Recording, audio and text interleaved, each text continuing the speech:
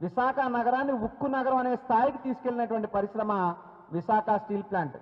అటువంటి విశాఖపట్నం స్టీల్ ప్లాంట్ను ఉద్దేశించి, అటువంటి విశాఖపట్నం స్టీల్ ప్లాంట్ కార్మికులను ఉద్దేశించి మీరు వైట్ ఎలిఫెంట్ అని ఇళ్లలో పడుకుంటున్నారని కార్మికులను అవమానిస్తూ స్టీల్ ప్లాంట్ను అవహేళన చేస్తూ మీరు మాట్లాడడం అంటే చంద్రబాబు నాయుడు గారు ఎందుకు ఈ మాట వచ్చిందని అడుగుతున్నా మిమ్మల్ని నేను. నాకైతే అనిపిస్తా ఉంది అధికారం అనే అహంకారం తలకెక్కి ప్రైవేట్ అనే వేటు స్టీల్ ప్లాంట్ మీద వెయ్యాలనే ఉద్దేశంతో స్టీల్ ప్లాంట్ని అవమానకరంగా మాట్లాడారు. నిజంగా విశాఖపట్నం స్టీల్ ప్లాంట్ని ప్రైవేటైజ్ చేయడమే మీ ఆలోచన అయితే, మీ ప్రభుత్వం యొక్క నిర్ణయం అయితే, మీ పరిపాలనా విధానం అయితే ఇదే ఒక అంశాన్ని ఎన్నికలకు ముందు మీరు చెప్పుండొచ్చు కదా. ఎన్నికల వేళ విశాఖపట్నం స్టీల్ ప్లాంట్కి వచ్చి కార్మికుల కాళ్ళు గడ్డాలు పట్టుకుని బతిమాలి బామాలి ఓట్లు వేయించుకుని ఈ రాష్ట్రంలోనే హైయెస్ట్ మెజారిటీ ఇచ్చిన నియోజకవర్గం గాజువాక, అందులో సింహభాగం స్టీల్ ప్లాంట్.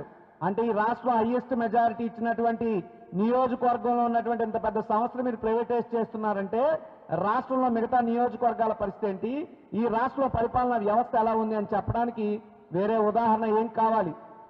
అప్పుడు నమ్మించి ఓట్లు వేయించుకున్నటువంటి మీరు ఈ రోజు విశాఖ స్టీల్ ప్లాంట్ గుండెల మీద తంతున్నారు, కార్మికుల గుండెల మీద తంతున్నారు.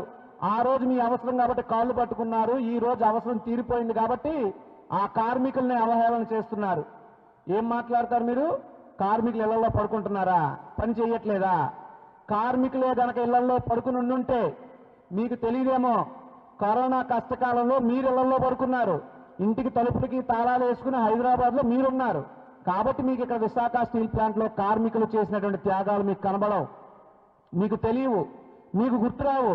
నేను చెప్తాను, తెలుసుకోండి. ఇప్పుడు విశాఖపట్నం స్టీల్ ప్లాంట్లో ఉన్నటువంటి కార్మికులు తమ రక్తాన్ని చెమటగా చిందించి ఆక్సిజన్ ఉత్పత్తి చేసి భారతదేశం మొత్తం విశాఖపట్నం నుండి స్టీల్ ప్లాంట్ నుంచి ఆక్సిజన్ అందించి భారతదేశానికి ఊపిరిలూదినటువంటి గొప్ప కార్మికులు విశాఖ స్టీల్ ప్లాంట్ కార్మికులు. అటువంటి కార్మికులను ఉద్దేశించి ఎంత అవమానకరంగా మాట్లాడడానికి మీకు నోరు ఎలా వచ్చిందని నేను అడుగుతున్నా. మీరందరూ కూడా ఎన్నికలకు ముందు మీ యొక్క స్టాండ్ ప్రైవేటైజ్ అని చెప్పుంటే బాగుండేది, కానీ ఎన్నికల సమయంలో మీరు ప్రతిపక్షంలో ఉండగా జగన్మోహన్ రెడ్డి గారి మీద అనేక దుష్ప్రచారాలు చేశారు స్టీల్ ప్లాంట్ కోసం.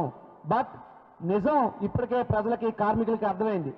విశాఖపట్నం స్టీల్ ప్లాంట్ మీద జగన్మోహన్ రెడ్డి గారు అధికారంలో ఉన్నంత కాలం, జగన్మోహన్ రెడ్డి గారు ముఖ్యమంత్రిగా ఉన్నంత కాలం విశాఖ స్టీల్ ప్లాంట్ మీద ఏక వాలనివ్వలేదు మా నాయకుడు ముఖ్యమంత్రి జగన్మోహన్ రెడ్డి గారు.